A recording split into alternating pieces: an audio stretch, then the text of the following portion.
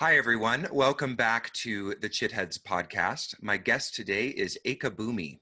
Ekabhumi is an award-winning poet, author, illustrator, yoga instructor, and arts educator with 18 years of international teaching experience. Ekabhumi's poetry, prose, and illustrations have been published widely, including illustrations in Sally Kempton's Awakening Shakti and his new Bhakti Coloring Book, which are both now available from Sounds True Press. He is also currently a member of the core faculty of livingsanskrit.com. So hello, Eka. Hello. So I'd like to start just how we always start actually on the Chitheads podcast, which is asking you about your story and how you've come to the work that you do in sacred art. Well, I am a storyteller and a professional poet, and so I'll try to keep this short, but I love stories. You can let me know if you want to know more, but I know we've got a lot to cover today. I was a coach for speech and debate, essentially what's called a poetry slam for performance poets on stage. And I was looking for different ways to help poets relax before these huge international competitions. And so I was going around and taking different classes in what we might call somatic awareness or relaxation methods. And yoga happened to be one of those. And I found that there were techniques, especially in modern postural yoga, that I thought were helpful. And I also became interested in the pranayama, the breathing exercises. The other issue that a lot of the poets I worked with faced was what we might call like self-stereotyping, typecasting on stage. So stereotypical behavior, gestures, speech patterns as they did their poetry. And I wanted to help them relax away from these sort of self-created identities, which again, I felt was something that yogic methods and yoga in general addresses, like this idea of an attachment to a self-created identity. So I really went into the asana yoga. I became a teacher for several years. And that led me to the deeper practices of Hatha yoga, including pranayama, and moved on to the meditation.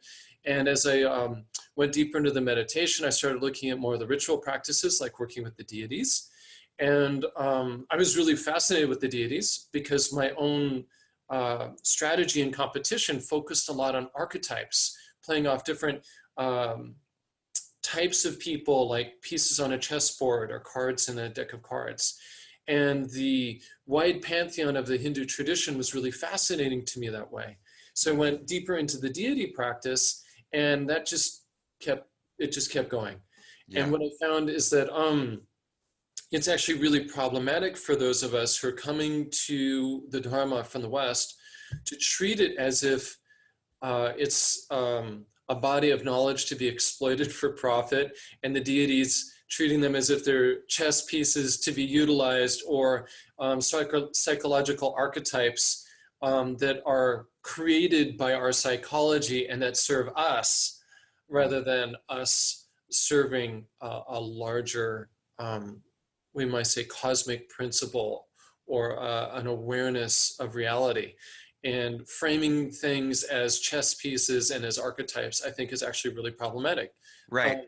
I want to ask a question about that, actually, because I'm really glad you bring that up. And even though I had reserved the political questions for later, I think we can just weave it in the whole conversation. It'll be great.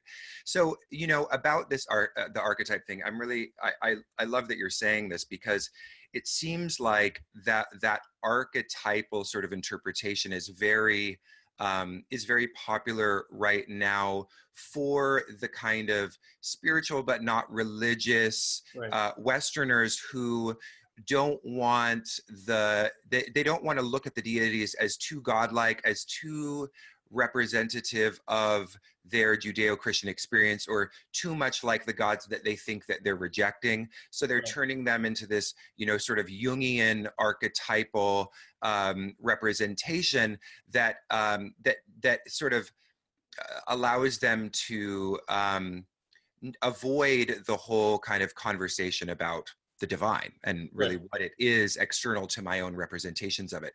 So can you talk a little bit more about, you know, obviously we both agree it's sort of a misrepresentation, but what would you say is sort of the source of that misrepresentation, and why is it so problematic? Well, to really boil it down, I mean, before we go into the political component about what we might call, frame as colonialism and appropriation or misappropriation, before we go into that whole ballpark of it, to talk about it on functional terms, the reason why it's problematic is really because when we treat deities as archetypes, as fictional characters in our narrative, right, as cultural myths, right, at that point we're turning them into objects, and we're turning them, it really aggrandizes our personal ego rather than dissolves it into something larger. Yes. We're framing it as an object that we can control and utilize for our personal benefit, and therefore it's serving us, yes, rather than using them as a leap, as a fulcrum to move our awareness towards something larger than the personal ego and dissolving or merging into a broader, more cosmic dynamic. And really, even for the people who do believe in deities, there's always the understanding that anything we can give a name and a face to is really just a stepping stone towards the supreme, what we might call non-dual awareness, which is beyond names and forms. So properly understood, a deity moves your awareness away from your personal biases, attachments, preferences, aversions, right? And moves you towards more cosmic consciousness. But when we treat them as archetypes and psychological tools to make our life more enjoyable, we're actually reversing the flow and moving that cosmic awareness towards aggrandizing and making our little individual self very precious, right? Yeah. And it's adharma. It's actually the opposite. It's a backwards motion. It's a complete misunderstanding of the relationship with deities. I think that is the best explanation of that I think I've ever heard. So to push that a little further, you're winning, Eka. To push that a little further. To push that a little further. So then, of course, we have the archetypal understanding on one side, and then on the other hand, in understanding the kind of that trajectory outward to the supreme, there's still a kind of difference between those who would perceive that supreme as a sort of qualitative supreme, and then those who would perceive it as more as a personality. I'm thinking of the Vaishnavas who see Krishna as more than just an energy, Krishna as an actual being. So what is the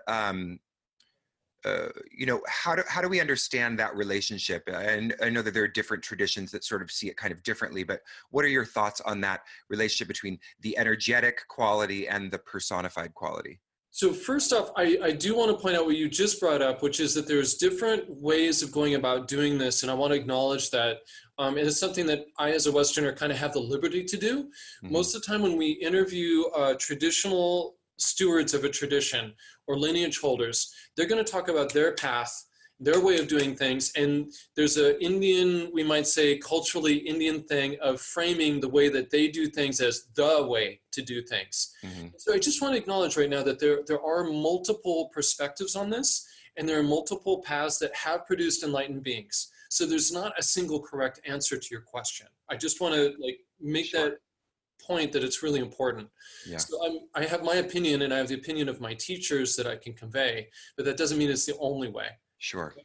So the key thing is, what I'm understanding you're saying is is there a contradiction or a problem between approaching the deity as a person with whom you have a personal relationship, as opposed to what my Vedanta friends might say, a impersonal, supreme, genderless, cosmic principle that is beyond names and forms? And is there a contradiction there?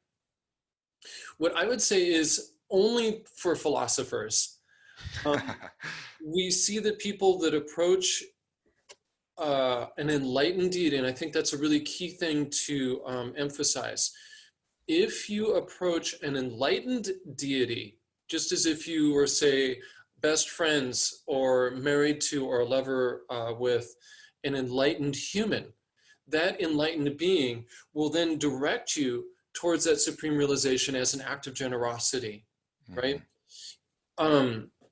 And that is a path towards full non-dual realization, and you're just utilizing that name and face as sort of a locus for your brain, your flesh body to focus on, right? Most people, and it's said in the Shastras as well, most people find it difficult, if not impossible, to have a deeply meaningful and passionate relationship, like a full body, mind, consciousness engagement with an abstract cosmic principle. It's just very difficult. Right. It is possible, but it's very difficult. So most of the scriptures I've read, most of the teachers I've talked to have said that if you're going to go the route of working with deities, go with the name in the face, build a personality. The key thing is choose an enlightened Mahadeva. Choose a deity that has a history of producing enlightened devotees, right? And then there's a guarantee, if not in this lifetime, but in future lifetimes, that you'll get the full package. You'll get the full awareness, right? But trying to go for the abstract cosmic thing, thinking it's superior, right? And going for it because of a kind of a attachment, like, I'm going to go for the highest teaching first. You know, it's again this sort of ego thing, right? Yeah. And if you're not getting any results, right? If your teacher doesn't practice that, right? And if you're aggravating your ego and alienating everyone around you by acting super self-righteous, right? Then maybe it's not working. Maybe that's not the right path. So I have a question, sorry, follow up to what you just said, because I know some of the people listening are going to want to know, after you were just mentioning enlightened devas and the ones that have produced enlightened subjects, who are those devas? You know, do you have a short list of those? Because you know there's going to be people wondering. Yeah, I know. I asked my teacher the same thing. It's a really fun thing to do. I guess the key thing is before I make a laundry list, which would be really easy. I mean, I could just say like the classic Mahadevas of the Hindu tradition. We look at the ones with a third eye is a really good symbol that they've seen unity. So I'm biased towards the Shiva tradition, and you see the deities of the Shiva tradition all have a third eye. But there's no question that worshippers of Vishnu and Lakshmi, of Krishna and Radha, have also produced what we might consider to be highly realized or enlightened or liberated beings. You can look at the history of that lineage, right? The key thing to remember is that the deities that we see widely worshipped have a proven track record of helping people in success. People will have visionary experiences and say, oh, I saw God. But there are a lot of different gods out there. There are a lot of different spirits out there, and some of them appear divine. Even the Christians talk about how beautiful Lucifer is. And I think we need to be aware of falling in love with something that's very spectacular and magical and beautiful without doing a little bit of our background search. I mean, if you're dating somebody, would you just want to go home with somebody you don't know their name, you don't know their friends, you don't know where they're from, you don't even speak their language? You just take that person home? And this is the same thing I say to folks when they go to India and just buy a statue and bring it home and put it in their bedroom. I'm like, would you just pick up somebody off the street, take them home with you? You know, wouldn't you at least do a quick Google search? I mean, something, little background information would be helpful, right? And I think it's the same thing with deities. Do a little research, find out who their friends are, find out what people think about them, find out if they've had if they're abusive, horrific human being, or if they're a really benevolent, sweet, wise human being that's helped a lot of people. Treat the deity, if you're going to personify a deity, treat it with the same amount of respect and caution you would a person, at least, at the very least. Yeah. So Eka, how would you define deity? And is the definition of deity different than the definition of God from your perspective? I don't want to get trapped in semantics and language and definitions. We could sit here all day doing that, and I find that boring. I'm sure your listeners would find it even more boring than me. I can nerd out on it, right? So a devata is a specific, what we might call a devata or a sura, as opposed to an asura, right? That's a specific class of beings. They're non-corporeal, although some of them apparently can manifest physical bodies. They have certain characteristics, and there are many different classes of beings in this universe, all the way from animals to humans? And is the border between a human and an animal really distinct? Like, is there like a line, a cosmic line that says this is an animal and this is a human? It's the same thing as we start talking about like nature spirits and elementals and celestial dancers and yoginis and dakinis. And we start moving up to devatas. There's also asuras, there's the ghost realm. There's a classic teaching. The Buddhists are really good at creating lists. And so I'd encourage your readers, if they want to know more about the different kinds of beings out there, to look up a classic teaching about the 6 realms. It's a really nice, easy, simple way of categorizing the vast spectrum of beings that the Hindu tantric tradition acknowledges as real. Yeah. Deities kind of sit at the top, you might say, of that heap as the biggest, most expansive, most powerful beings. But they also have very characteristic limitations. And I hope that you and your readers or your listeners can really hear this, that like we humans have the greatest amount of freedom.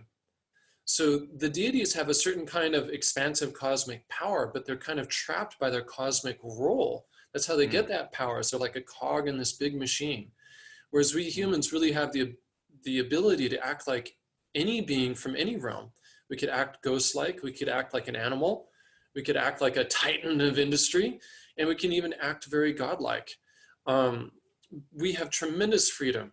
And it's even said that there's a long line of gods and goddesses waiting to take a human birth for the opportunity to be free and to practice the Dharma. So it's easy to describe a deity as being like, in a hierarchical sense, as being like the top of the heap. But we need to understand that, and this is the beauty of that 6 realms teaching, that they're just part of a spectrum of reality of which the true cosmic awareness, the non-dual beingness that is the center of the universe and the center of our own heart, sits at the center and expresses all of them, including us. And really, if we are practicing yoga, we should not really, in my opinion, think of a deity as being superior to a human or superior to an animal, or an animal being superior. You start doing all these hierarchical things and you're back to attachments and preferences and judgments again. So deities are really just a class of beings that have a role in the universe just like we do. So I really appreciate that observation about hierarchy and not seeing deities as superior. But then I guess the question that arises out of that observation is then, well, why do we devote ourselves to them? If they are, in a sense, more kind of trapped than we are, why aren't we just worshiping our own freedom? Well, we need to remember that we're talking about, again, we're mixing up individual experiences and individual relationships with broad categories and generalized definitions. So I would treat the President of the United States, whether I like him or not, with a great deal more respect than I would some kid I meet on the street. I would just treat that person differently because of the role they're playing, right? So when we approach a deity to be a guide and a protector, right? And we know that this is a Mahadeva, a great deity that has enlightened many beings. In other words, they have great wisdom and great power, great awareness, great capacity to help. We would treat that person different than a minor devata of the local hill down the street. Because, I mean, they say that there's a deity of any large geographic landscape feature, rivers and springs. Those are minor devatas, and really, I mean, any being is worthy of our respect, right? But we need to discern the difference between a great cosmic Mahadeva like Vishnu and the goddess of the local creek. Yeah. Does that make sense? Yeah. So I would not recommend treating the goddess of the local creek with the same deference and surrender as the deity with whom we've taken an initiated relationship to through our lineage, right? That is teaching us how to be enlightened.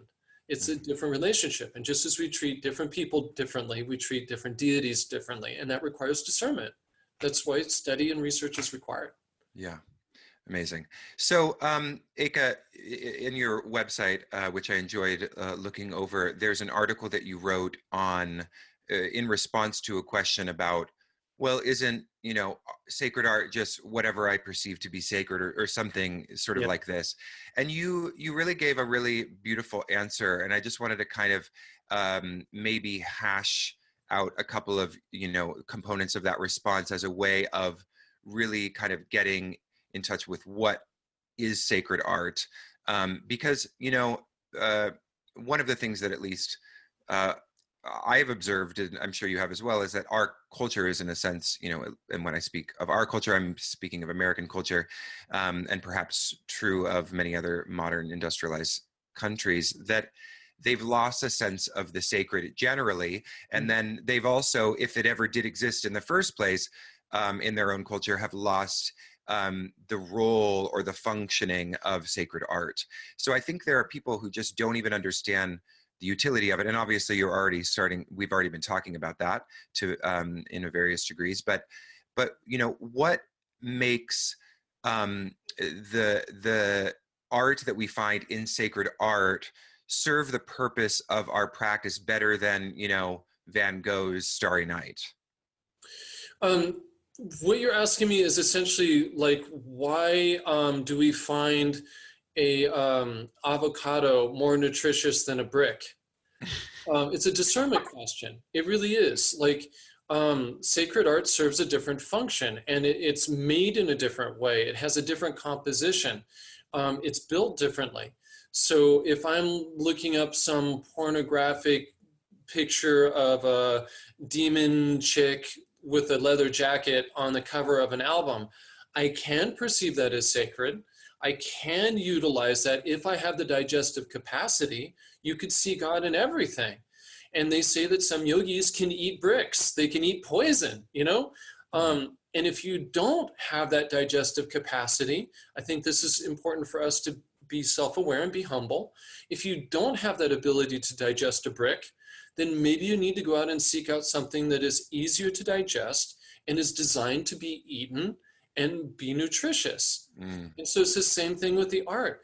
You can theoretically, anything can be sacred, but let's get humble and actually honor our digestive capacity and utilize art that is designed to nourish our spiritual practice and is easy to digest. So I just want to acknowledge that, yes, in a non-dual sense, we can see anything as sacred, but we do not at any point in our practice abandon our discernment. And until we have that capacity to digest any experience, any food, right, then discernment is required. And so sacred art is designed to nourish our spiritual nature. It's designed to be easy to digest. And rock and roll art is designed for a different purpose. It's designed to stimulate our senses and move our awareness in a different direction. It serves its own purpose, and it's beautiful in its own way. And we can acknowledge that a brick works really well in a fence, and it doesn't work so well in our stomach. It's the same thing with sacred art. We can acknowledge that rock and roll art works really well at a rock concert for a rock and roll fan, and not so good for somebody on the path of realization, utilizing an icon for spiritual practice. It's inappropriate, it's incompatible. So let's talk a little bit about some of the content from your books, which we mentioned in the introduction or in the bio that I read, that you've recently published the Bhakti Coloring Book, and then that was a sort of sequel to the Shakti Coloring Book. And in the Shakti Coloring Book especially, but I think also in both actually, there's both the personified and the yantras. And so I wanted to talk about the difference between these two and why someone might elect to use a yantra versus a personified deity. So this seems to be a theme in our discussion already, and I think it even relates to like how you choose sacred art and how do you even discern what sacred art to use. Yeah. I would like to give a very simple model of what we might call in the Buddhist tradition the three bodies of the Buddha. And this relates to three levels of reality and three levels of subtlety. So they talk about the Nirmanakaya, the Sambhogakaya, and the Dharmakaya. The Nirmanakaya is basically the suffering body, the meat body, in the world that we're in. The Sambhogakaya is the bliss body, the divine body, the subtle body, the energetic light body, and the Dharmakaya is the supreme. And that's like basically the whole universe, the body of the Dharma itself. In the Hindu tradition, we might call this Stula, Sukshma, and Para, or the gross, the subtle, and the sublime. So the gross would be, if you're going to use an icon of something that belongs to the gross level, the physical level, that would be a picture of a human teacher, a human saint. And that would be an icon of the supreme for you, if that's your entry point, if that's what you can relate to. For those people who are not so attached to the human form, we have a tendency to think that humans are the only intelligent thing in the universe. And so the only way we can ascribe intelligence and consciousness to an icon is if it's shaped like a human.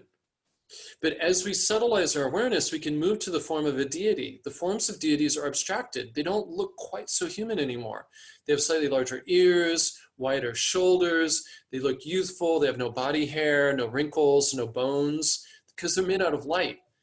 And so as we move towards more abstracted figures of deities, they look less and less human, because we're trying to move our awareness away from our physical, body-oriented human identity and moving us towards cosmic awareness and an identification with cosmic principles. And so visually, we move from a human form that looks anatomically with muscles and sinews and wrinkles and hair, moving us towards geometry, because geometry is a universal form. We're moving our awareness from the gross to the subtle to the sublime. So a triangle on Earth represents 3, but a triangle anywhere else in this manifest universe, in the Andromeda Galaxy, it's still going to be 3. Any alien in any part of this universe is going to understand what a triangle is. So by moving from the human form towards these very simple geometric forms, it's a visual metaphor for moving our consciousness from the gross to the subtle, to the sublime. And the way that we do that in sacred art is moving from what we might call camera-like realism towards abstraction, as the deities get more and more abstract. And then we start seeing the deities portrayed in what we might call a grid form. You see that a lot in Buddhist traditions, where the deities are actually, their figures look very strange, actually, not so human anymore, because they're built on a grid. They're actually a kind of hidden yantra. There's a human figure built on top of a yantra meaning an enlightenment device, one of these sacred mystic diagrams made of sacred geometry. But eventually, once we stop being attached to our humanness as a basis of awareness, and we can start having a loving and passionate, profound relationship with consciousness itself, and understand that it's not trapped in a human skull, right? Then we can start identifying with the deity as the geometric form, as a yantra, as a mystic diagram. We can start having an experience of darshan, of mutual seeing and being seen by the deity in their non-human body of light form. And we start moving towards the supreme, which is represented in the yantra or mandala by the dot at the center, right? With complete unity.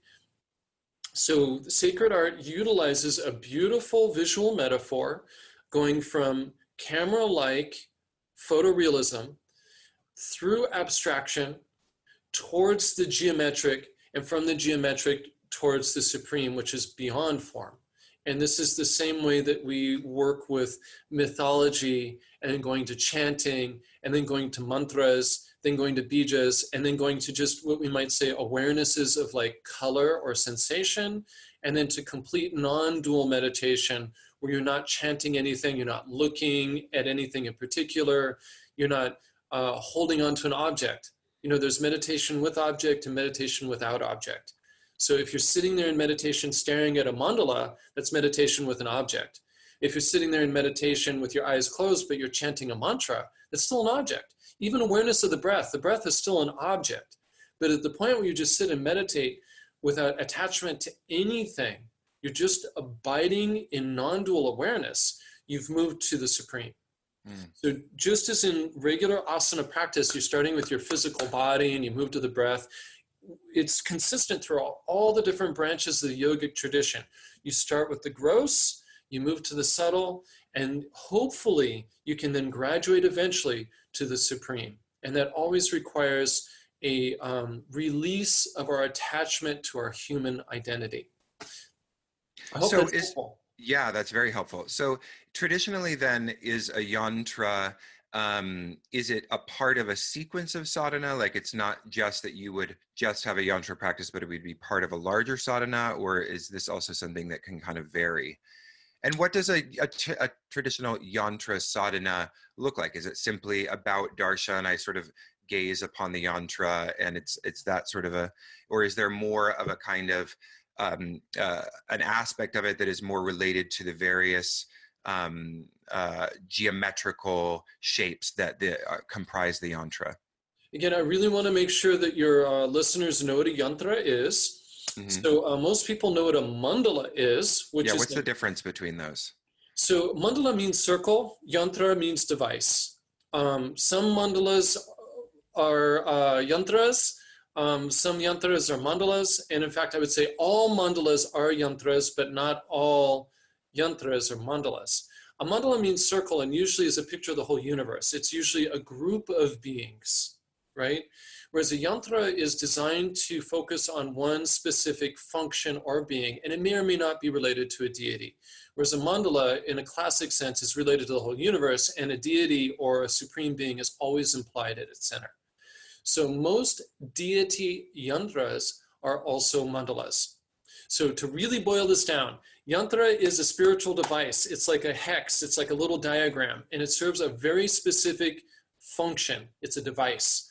A mandala is a circle. Mandala literally means circle, and that is a representation of the entire universe. Okay? They both utilize geometry, and they both generally are oriented towards deities. So they have a lot in common. There's a lot of overlap. It's kind of like saying all rectangles or all squares are rectangles, but not all rectangles are squares. Yeah. It's a completely parallel comparison. Okay. So yantra sadhana, the reason why in my coloring book, which is really meant for the general public and even kids, why did I put a yantra next to every deity? I really wanted to give people the opportunity to have that experience directly with the yantra and to receive the darshan, the transmission power of the deity through the yantra, to allow that possibility. It's kind of like the famous Vijnana Bhairava starts with the highest teaching first, and then it starts at the supreme and then moves to the subtle and then ends with the gross. Because there's this idea that perhaps all you needed was that one last little push and you can be enlightened. And so they don't want to waste your time. And so I was hoping that by giving people the subtle image of the deity, the subtle representation, that maybe they could have that experience right away, right? And rather than forcing them to go through the sequential process. Yeah. So traditional yantra sadhana varies from lineage to lineage. And actually the utilization of yantras, because they're considered powerful, tends to be secret. So it's difficult to find good, reliable information on that. There's only a few books out there, really. So it does vary. It does vary from teacher to teacher, and different teachers I've had have treated them differently and utilized them in relation to me and my practice differently. Mm-hmm. Traditionally, however, it's kind of similar to the way I was describing the art. You would start with the mythology. Excuse me. You'd start with the mythology. You would start with serving a deity or serving humanity, sort of these gross outer practices. You would engage in personal discipline and discipline your senses and discipline your desires, right? Then you would go into more internal practices like meditation, right? And then eventually you would go towards the supreme, which is not attached to any specific practice anymore. So the same thing in the art. You would actually start with the outer forms of the art before you reach the yantras. The yantras are revealed to initiates. They're generally not revealed to the general public. You don't see yantra worship in most temples. There's one notable exception, which is the Shiva Linga. The Shiva Linga is an extremely abstracted form of a deity, it can be considered in and of itself a kind of yantra, a device, a highly abstracted form of the deity in geometric form. The Vaishnavas have their own version, which is called a shaligram. And in fact, Shaivas and Vaishnavas and Shaktas all utilize yantras, but in most of those lineages, they're very secret and they're not available to the public. And so they don't talk about the practice much either. Normally, you don't see the yantra and you aren't instructed on how to use it until you've been initiated by a guru in a private ritual, and then the yantra is revealed to you, boom, in the hopes that maybe you just get it right then. And if not, then either you utilize the yantra as a sort of a substrate, as a foundation for a ritual practice like puja, where you're worshiping it, throwing flowers at it, right? Mm-hmm. Or it's put on the wall and you meditate on it as a focal point for your meditation, Tritaka style meditation, and you're allowing the colors and the shapes to fill your entire field of vision.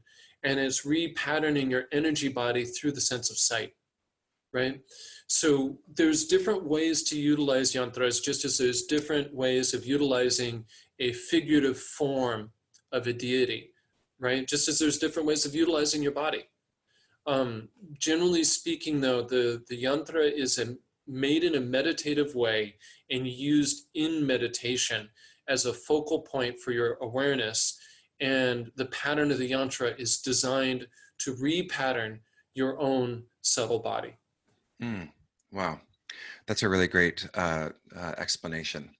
Thanks. So, well, I hope I'm not leaving people behind. I know that sometimes I even get complaints in classes that I teach that we move very fast through these kinds of things, and people are like, whoa, you know, what was that word you're using? Yantra, mandala, square, rectangle. I just don't want to jump so fast that your listeners are feeling lost right now. I want to go back to that model that in all these different systems, we generally start with the gross and we move our awareness to the subtle with the hopes that we can make that leap from the subtle to the sublime. Right. Well, I think the benefit of this podcast is that even if, you know, we're moving quickly through things, they can always go back and listen again and again. So if there's something that gets lost in the first listen, I'm sure they can hear it on the second or third. So I want to talk a little bit now about the work that you're doing more recently, which is on altars and, you know, some beautiful representations or some beautiful artwork that you've created on your Instagram feed, which everyone should follow if they haven't started already, which is what? It's Ekabhumi, it's Ekabhumi Ellik, isn't it, right? I think it's pretty simple. Ekabhumi. If you look that up, you're going to find me. You're going to find it. I think there's many of me around. Right. So what has inspired this work on the altar? I mean, obviously, it's very related to devotional practice. We're talking about deities. Therefore, deity sort of implies something, you know, on which that deity stands. So, you know, what's the purpose of an altar? And then what are the features of the altar? Okay, so the purpose of an altar is to give a focal point for your awareness. It's kind of like sitting and meditating is hard for most people, but if you have something really beautiful and fascinating to look at, you can sit there for a long time. It's like I had one sacred art teacher who said, I'm terrible at meditation. I can't meditate. My mind is way too busy, but I can sit down and start painting. And then all of a sudden 4 hours have gone by and I'm just sitting there staring at the deity, chanting the deity's name, and I've meditated. So an altar is a physical focal point for your meditation practice. If you believe in subtle power and subtle energy and different realms and all of that other stuff, you can think of it as a connection point, right? Where your human body and consciousness meets the deity. And that's why an altar can be called a pita or a seat. Temples are often called pitas. You may have heard of Shakti pitas. Pita literally means seat.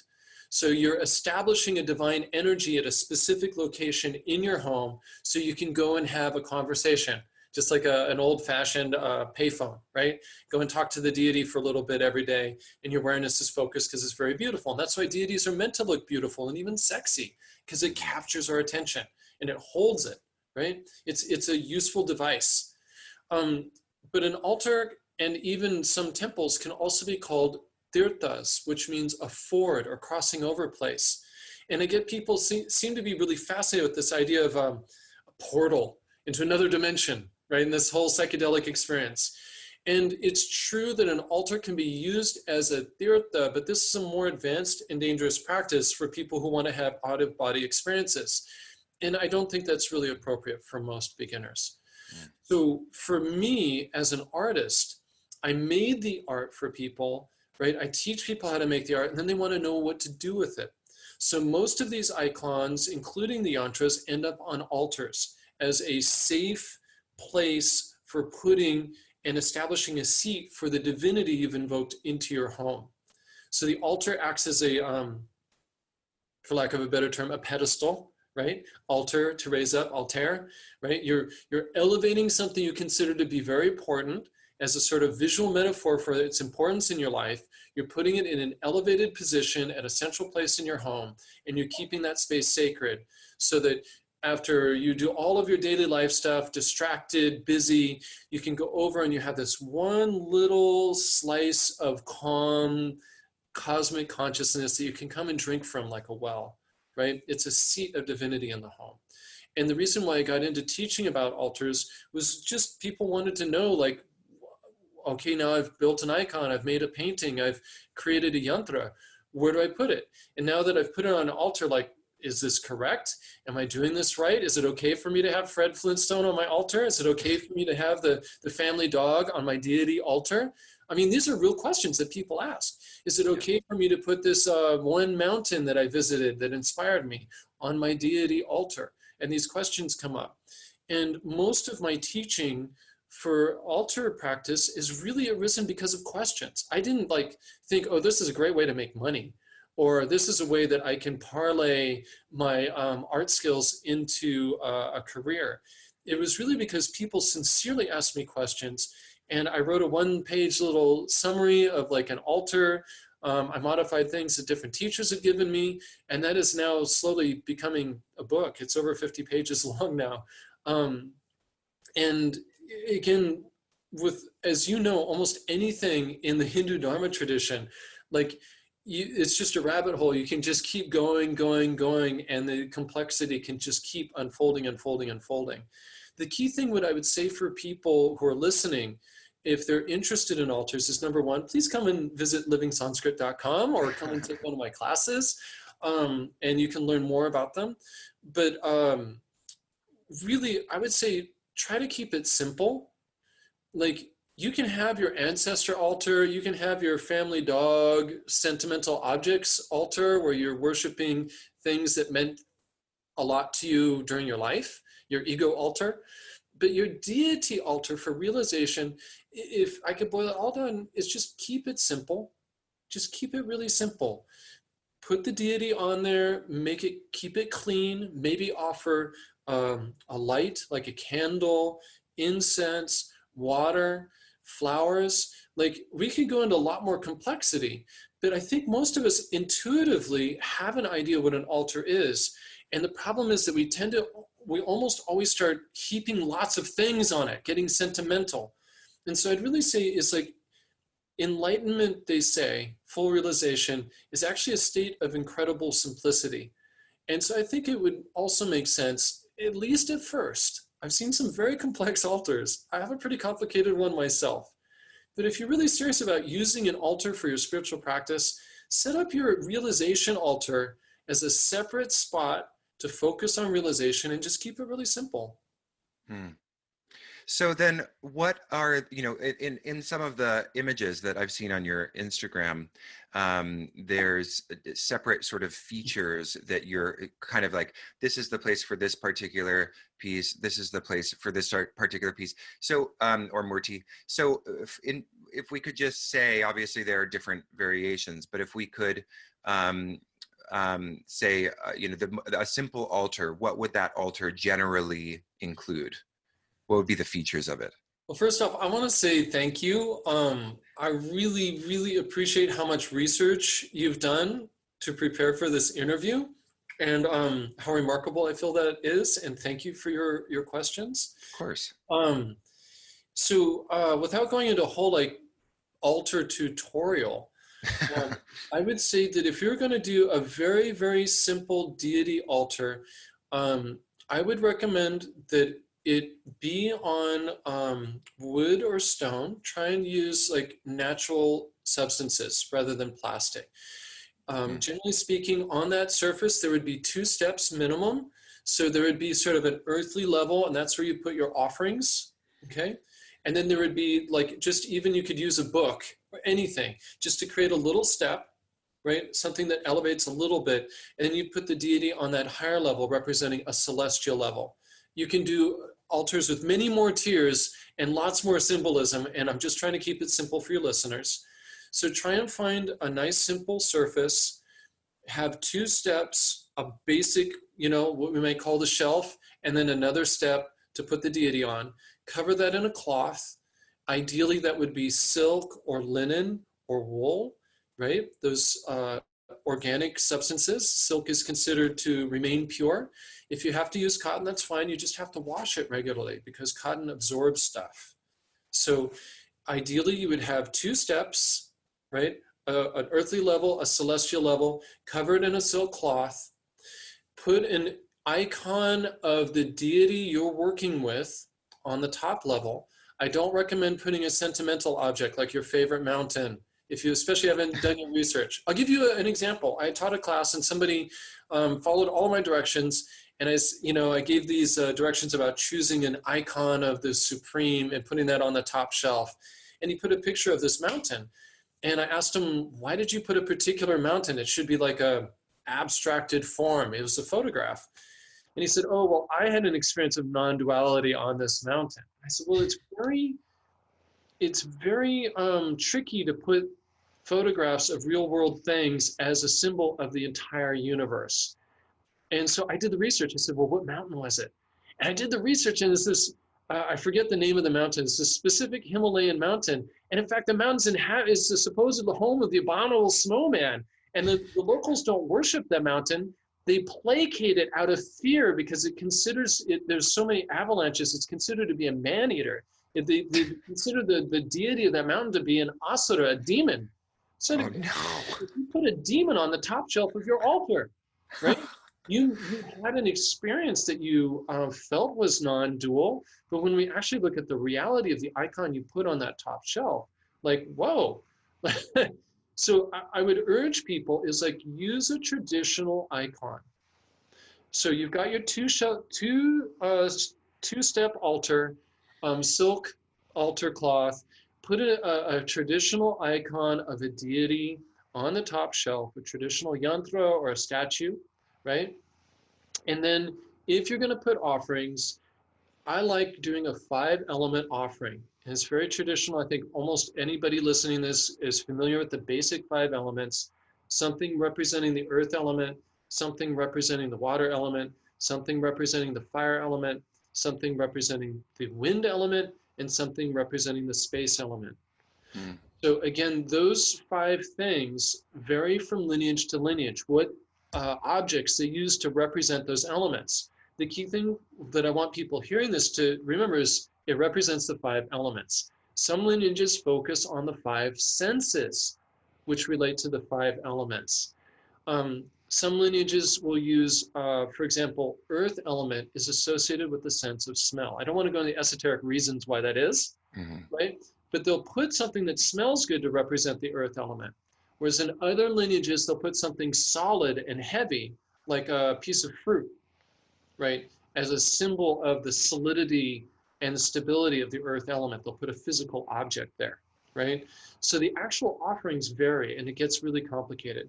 But what I normally put on and what I recommend for a basic 5-element altar is a piece of food representing the earth element because it's solid, water representing the water element because it's liquid and it flows, a candle or a ghee lamp, right, to represent the fire element.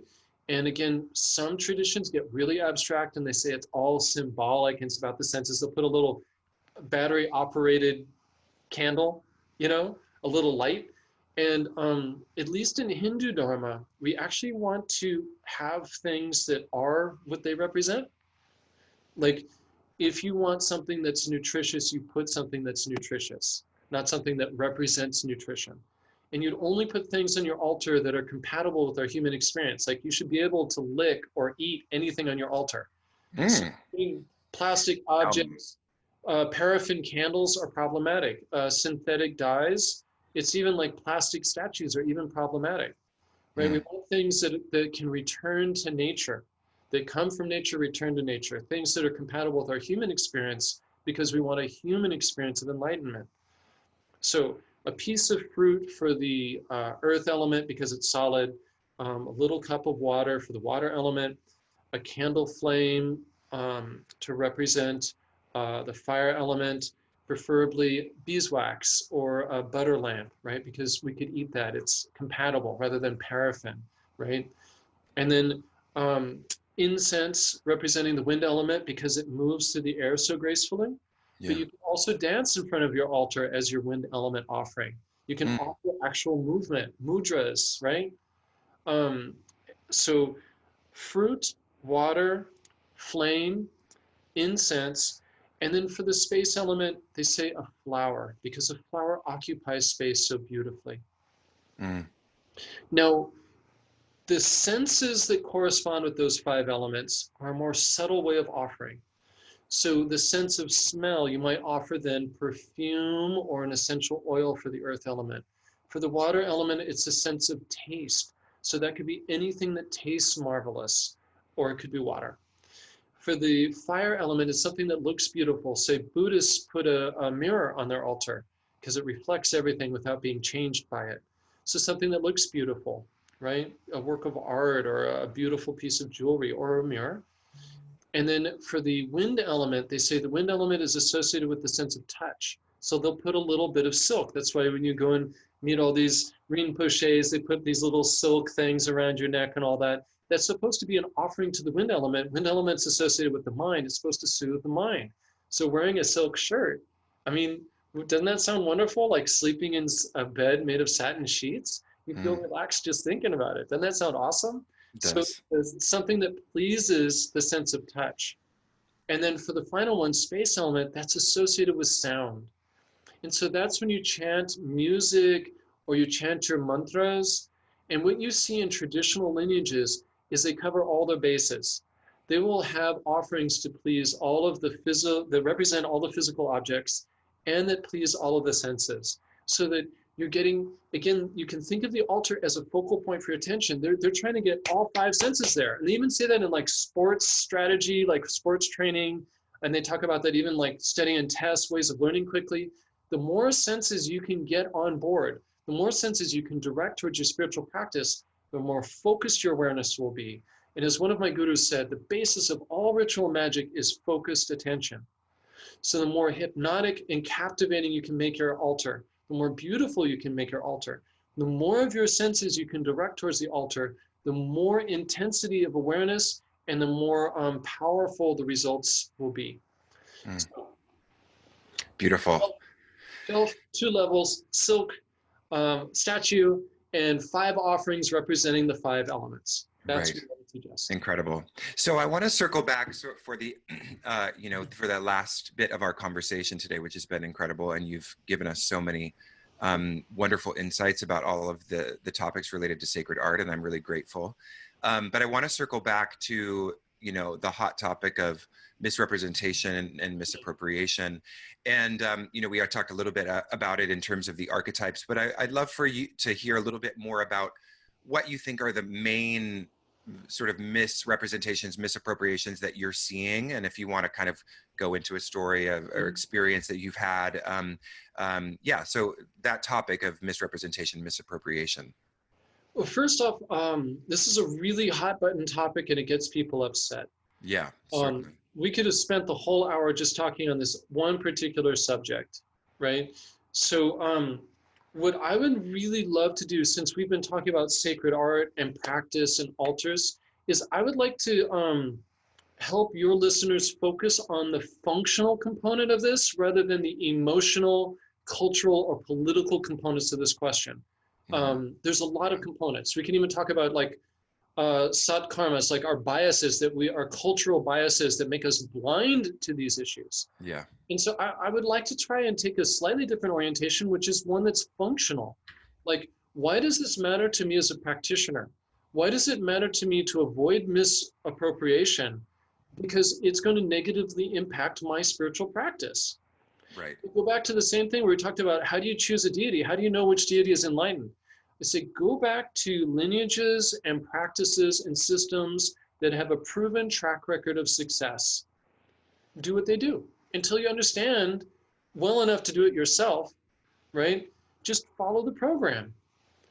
Misrepresentation almost always happens when we take something, especially something that doesn't belong to us, something we're not born into, something that wasn't given to us freely by somebody that it belongs to, or somebody that belongs to it, right? We take something without asking, and we take it out of context and utilize it in a untraditional way. Almost always that's the problem. Like, for example, like, I don't know of any lineage, I don't know of any really highly realized teacher that has any issue with anybody doing anything they want in the privacy of their own home. The issue almost always becomes a problem when people start wanting to teach it, represent it, make an art project about it by putting Fred Flintstone's head on a deity's body, or putting Fred Flintstone into the image of a deity's temple, right? And they want to do this fancy postmodern mix and match thing. And then people get upset and they say, and then we get all lost in these little arguments about what's offensive, what's not, what's appropriate, what's cultural, what's integrity, what's traditional. I really want to go back to what works. What works for you and what works for you as a citizen in a complex world. So do whatever you want to do in the privacy of your own home. I heartily recommend sticking with the traditional program and doing what people have done that has worked before. It's like, if you're going to get in heart surgery, do you really want to be awake during the surgery and start telling the doctor what they should be doing? Right? Like, really? Like, that doesn't even make sense. You want to do the same surgery that lots of other people have done that has worked many times before. We can think of yogic practice as open karma surgery, open soul surgery. You're going around and you're mucking with your energy body, and the effects are going to be profound over multiple lifetimes. So I would really want to use the procedures that highly educated people have devised and have utilized and have used successfully for a long time. So cultural misappropriation is almost always when we take something without permission, out of context, and modify it to suit our specific biases, preferences, aversions, or attractions. And it becomes compounded when we go public with that, especially when we try to represent it or teach it. Okay? Now, I personally believe that in an abstract, perfect world, appropriation is something we all do, and it's intrinsic to the yogic tradition itself. What we now call mainstream Hinduism includes, despite what some people would say, Vedic teachings, but it also includes tantric teachings. And some people would say that the two are incompatible, and yet we see it all the time. Anybody who's worshiping a statue is using tantric technology, even if they're calling themselves Vedic, because the Vedic tradition worshipped fire. They didn't use statues. So using yantras and statues in these physical forms, physical objects, right? This is actually the influence of ancient tantric ritual on the Vedic tradition. It's a hybrid. Modern postural yoga is a hybrid, right? Most meditative traditions are hybrids of many techniques. I don't deny that. And I do think that appropriation is common. The problem is we see people who have only a superficial understanding, taking things out of context and modifying them without a full comprehension of the ramifications of their actions. It's a bit like somebody saying, I've come up with a new heart surgery. I think it works great. They didn't go to doctor college. They don't have a PhD. They never interned, in a hospital. They never served a doctor as an assistant. And they just read a couple books about surgery. And they're like, you know what? how come nobody has ever put avocados inside somebody's chest? Avocados are nutritious. They belong inside of you. I think avocados are a great idea. And that's where you get beer yoga and goat yoga, right? Heavy metal yoga. People, in some cases, actually really well-meaning people trying to modify these practices for the best of intentions, but having a really incomplete understanding of the larger implications of what they're doing. A goat does not belong in your asana class any more than an avocado belongs in your chest. It's lunacy, it's entertainment. And yet people are doing it for laudable reasons, and they've got a logic to it. I mean, avocados are good, you put them in you, right? Mm-hmm. Goats make people happy, and yoga makes people happy. They go together. You know, it's like this very childlike mucking around with actually a very sophisticated system. And so I would say that the simplest way to boil this down is like, follow the program, number one. Number two, when we start talking about the cultural implications, have a relationship with the culture of origin, like care. Almost always where I see problems coming up is where people say, I don't care. I'm going to do this for me. I'm doing this my way. I think I know what's best. I don't care what people think, right? There's this lack of caring, a lack of relationship.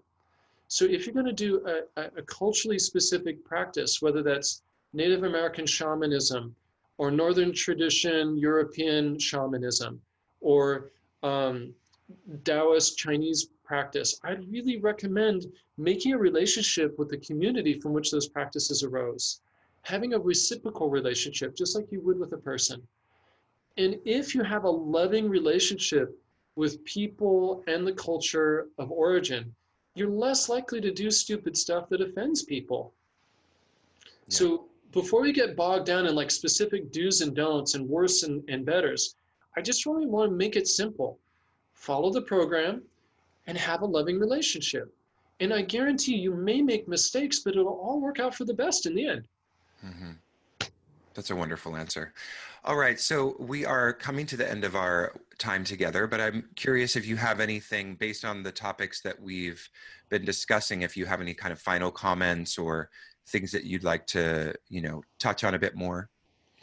So I would really like to end with something that's just been weighing on my mind recently, which is, I see, especially in the tantric traditions, you see a lot of teachings about like, pay no attention to the politics, pay no attention to the world, focus on yourself, don't think about the future, the past, live for the moment. And it's like a recipe for hedonistic narcissism. Totally.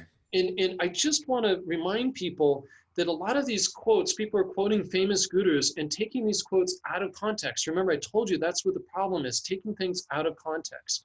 Yeah. They're taking specific instructions for specific people and then putting it on social media as a soundbite as if it applies to everyone all the time. So yes, if I have been shot and I'm bleeding out on the street, I'm not going to focus on anyone else. I'm going to stop that bleeding right now. I'm going to focus on me. I'm going to handle that because I'm in an emergency situation. And for many people, they really do need to just focus on themselves and nobody else, not on the past, not on the future. And they just really need to staunch the wound that is causing them anxiety and fear and ignorance, right? They need to spiritually staunch the wound by not caring about other people. But once you've patched yourself up, then it's time to help other people. And I mean, anybody who claims that social justice, that awareness of the world around us has no place in yogic practice has never read the Bhagavad Gita. Right. I mean, that's the whole dialogue that Arjuna has with Krishna. What does Krishna say over and over again? Do your duty, do your duty, do your duty. So I want to just urge your listeners, it's like, yeah, if you're in an emergency situation, focus on your personal healing. But once you've handled the basics, it's time to be in relationship again. And that's the second part of what I wanted to say about that cultural misappropriation thing. It's like, follow the program and then have a loving relationship. Mm-hmm. So we need to come back into the world at a certain point, unless it really is your karma and dharma in this lifetime to live in a cave. And like, let's be real with each other. If you're not living in a fucking cave, like go out and be compassionate and serve people. Like that's part of the system. Narcissistic hedonism has no place in true dharmic practice. Because if you're only focusing on yourself, you are aggrandizing your personal identity rather than seeing yourself as all beings. And compassion is inevitable. It's inevitable. The word compassion literally means like having the same feelings. When you have compassion, it's inevitable when you understand that the universe is really your true identity. And every single person in it is you, looking back at you. And love is the basis of all of that. How can you remain narcissistic and self-serving when you've had that experience? Mm. Mm. Wow, Eka. Well, this has been such a wonderful conversation. So before we say goodbye, would you like to share a little bit about what's coming up for you? Do you have any workshops, or do you want to point people in the direction of any programming that that you're participating in?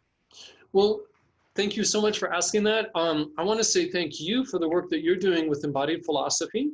There are a lot of resources that are coming out there for people, a lot of educational platforms. And I would really encourage people to make daily scriptural practice, daily study of scripture as a part of their daily practice. Like, go back to the sources. Yeah. I work with a website called Living Sanskrit. And so we talk a lot about source materials and source culture. That's a great place for people to find me. I also work with a company called Mystic Art Retreats. And if people want to join me in India, I've got lots of retreats coming up. They can go to Mystic Art Retreats. They just look that up online. It comes right up. I've got a retreat coming up in November doing with textile arts and weaving. And then another one in March focusing on sacred geometry with I'm being honored to teach with one of my own teachers. So people are welcome to join me in India. They can also check out my books, the Bhakti Coloring Book and the Shakti Coloring Book. They're both available online and in stores. And there's tons more coming up, including a book on altars eventually. I'm in negotiations actually with a couple of publishers for that one as well. Excellent. Well, I look forward to reading it when it does come out. So thank you so much, Eka. It's been such a pleasure. Thank you. We covered so much. I really appreciate your questions. Thank you.